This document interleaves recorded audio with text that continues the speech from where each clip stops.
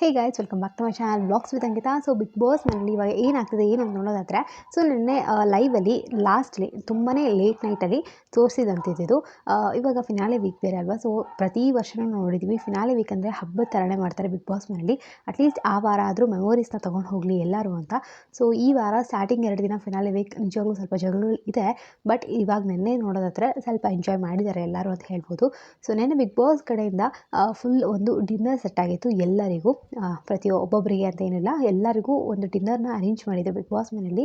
So ಎಲ್ಲರೂ ತುಂಬಾ ಮಜಾ ಮಾಡಿದ್ರು. ಸೊ ಸ್ಟಾರ್ಟಿಂಗಲ್ಲಿ ನೋಡುವಾಗ ಅದು ಅನಿಸಿದ್ದು ಹೇಗೆ ಅಂತ ಅಂದರೆ, ನಾವು ನೋಡಿದ್ದೀವಿ ಎಲ್ಲರೂ ಒಂದೊಂದು ವಿಷ್ನ ಕೇಳುವಾಗ ವಿನಯ್ ಅವರು ಕೇಳಿರ್ತಾರೆ ಕ್ಯಾಂಪ್ ಫೈರ್ ಥರ ಮಾಡಿಕೊಂಡು, ಮತ್ತು ಒಂದು ಸ್ಕ್ರೀನ್ ಹಾಕಬೇಕು, ಊಟ ಎಲ್ಲ ಮಾಡಬೇಕು, ಒಂದು ಮೂವಿ ನೋಡಬೇಕು ಸುದೀಪ್ ಸರ್ದು ಅಂತ. ಸೊ ಫಸ್ಟಿಗೆ ಊಟ ಎಲ್ಲ ಕಳಿಸಿದಾಗ ಹೀಗೆ ಅನಿಸಿದ್ದು ಮೋಸ್ಟ್ಲಿ ವಿನಯ್ ಅವರ ವಿಶ್ ಅಂತ.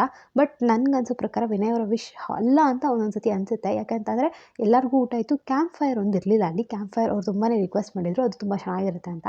ಸೊ ಕ್ಯಾಂಪ್ ಫೈರ್ ಅಲ್ಲಿ ಇದ್ದಿದ್ದರೆ ಅದು ವಿನಯ್ ಅವ್ರ ವಿಶ್ ಅಂತಲೇ ಅನ್ಕೋಬೋದಿತ್ತು. ಬಟ್ ಕ್ಯಾಂಪ್ ಫೈರ್ ಒಂದು ಇರಲಿಲ್ಲ. ಸೊ ನೋಡೋಣ ಅದು ಹೌದು ಅಲ್ವೋ ಅಂತ. ಬಟ್ ಊಟ ಮಾತ್ರ ಎಲ್ಲರಿಗೂ ಬಂದಿತ್ತು.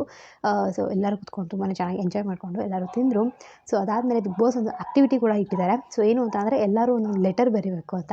ಸೊ ಅದು ಏನಕ್ಕೆ ಏನು ಅಂದರೆ ನಾನು ನೆಕ್ಸ್ಟ್ ವೀಡಿಯೋದಲ್ಲಿ ತಿಳಿಸ್ಕೊಡ್ತೀನಿ. ಸೊ ಇವಾಗ ಅದೆಲ್ಲ ನಡೀತಾ ಇತ್ತು. ಸೊ ನಿಮಗೆ ಯಾರ ವಿಶ್ ತುಂಬ ಇಷ್ಟ ಆಯಿತು? ನಿನ್ನೆ ಎಲ್ಲರೂ ಒಂದೊಂದು ವಿಶ್ ಕೇಳಿದ್ರಲ್ವ.